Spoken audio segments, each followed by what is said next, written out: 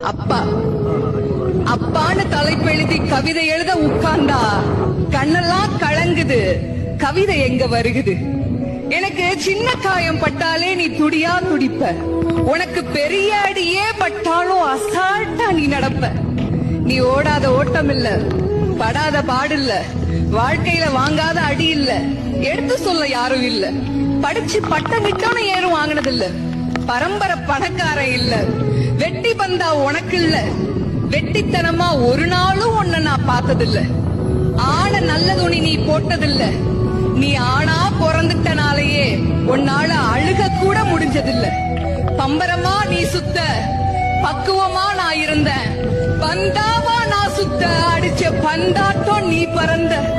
பத்திரமா என பாத்துக்க, படாத பாடு நீ பட்ட. அதனாலதான்ப்பா